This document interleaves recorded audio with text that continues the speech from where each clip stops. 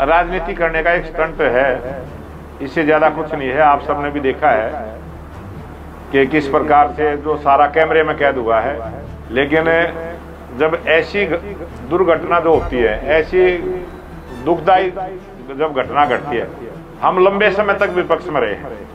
Bharatiya Janata party विपक्ष में रहते हुए कभी भी इस प्रकार की राजनीति करने का काम नहीं किया। इस प्रकार से संदीप लाठर जी जो एएसआई थे वो भी साइबर ब्रांच में थे, और जिस प्रकार से ये घटना घटी है। मंडी में गए थे, वहाँ एक अधिकारी को थप्पड़ मारा, मंडी में किसानों की परेशानी थी। ये राजनीति करने का एक स्टंट है, इससे ज़्यादा कुछ नहीं है। आप सबने भी देखा है कि किस प्रकार से जो सारा कैमरे में कैद हुआ है, एक अधिकारी पर जिस प्रकार से थप्पड़ मारा है, ये तो आप भी सोच सकते हैं। आप सब पत्रकार साथी हैं, आपकी मीडिया से देखते हैं।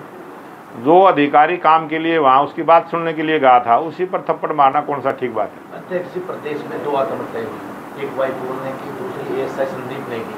उस पर विपक्ष निशाना साध रहा है कि हरियाणा सरकार 1 साल की अपनी गिनवा रही उपलब्धियां, लेकिन भ्रष्टाचार पर लगाम नहीं लगा पाई। 2 आत्महत्याएं जरूर हुई, लेकिन एएसआई संदीप ने 50 करोड़ रुपए लेन देन के आरोप लगाए, वो भी राव इंद्रजीत पर। ये जिस प्रकार से दोनों घटनाक्रम हुए हैं बहुत दुखदाई है। इस प्रकार की कोई भी घटना ना घटे और किसी भी परिवार में ना घटे, देश के किसी कोने में भी ना घटे। ये हमारे देश का संस्कार, हमारे देश की संस्कृति और हमारे देश का जो विचार है वो यही है कि सबका भाईचारा अच्छा बना रहे। लेकिन जब ऐसी दुर्घटना जो होती है, ऐसी दुखदाई जब घटना घटती है, उस पर भी जो राजनीतिक दल राजनीति करने का काम करते हैं। हम लंबे समय तक विपक्ष में रहे हैं। भारतीय जनता पार्टी विपक्ष में रहते हुए कभी भी इस प्रकार की राजनीति करने का काम नहीं किया। लेकिन कांग्रेस और कुछ अन्य दल भी हैं, अलग अलग प्रांतों में अलग अलग क्षेत्रीय दल भी हैं, जो इस प्रकार के मुद्दे ढूंढते हैं।